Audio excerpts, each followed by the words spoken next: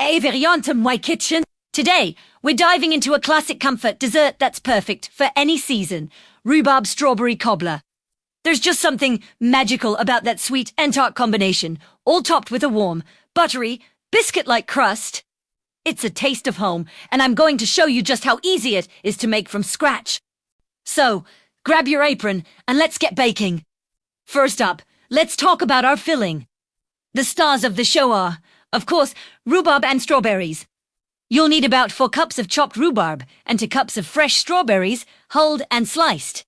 I love using fresh, but frozen works great too. Just make sure you thaw and drain them well before using.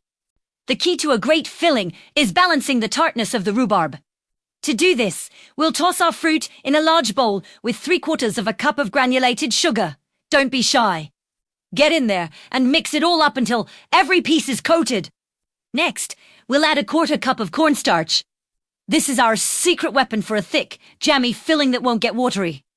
Sprinkle it over the fruit and stir gently until it's all dissolved. Finally, add a teaspoon of vanilla extract and a little pinch of salt to really make those fruit flavors pop. Give it one last good mix, and then pour this gorgeous, vibrant mixture into a 9 by 13-inch baking dish. Spread it out evenly and set it aside while we tackle the delicious cobbler topping. Now, for the best part, the cobbler topping. This isn't a crumble. It's a soft, cakey, biscuit-style topping that soaks up all those amazing fruit juices. In a medium bowl, we're going to whisk together our dry ingredients. That's 1.5 cups of all-purpose flour, 1/2 cup of sugar, 1.5 teaspoons of baking powder, and 1/2 teaspoon of salt. Whisking them together first ensures everything is evenly distributed, which means a perfect rise every time. Now, we need our fat. I'm using 6 tablespoons of cold, unsalted butter, cut into small cubes. Using your fingertips, a pastry cutter, or even 2 knives, cut the butter into the flour mixture.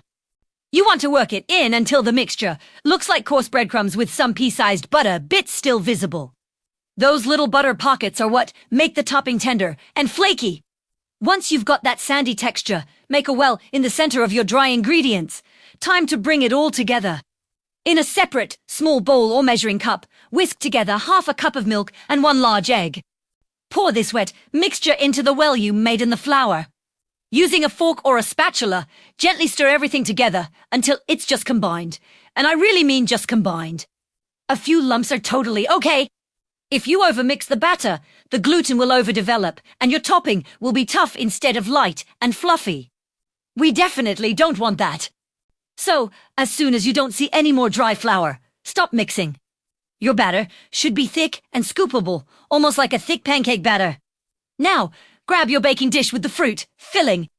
Using a large spoon or an ice cream scoop, drop dollops of the batter evenly over the top of the fruit. Don't worry about spreading it out perfectly or covering every single spot. We want some of that beautiful red filling to peek through as it bakes. It looks rustic and beautiful, and it allows steam to escape.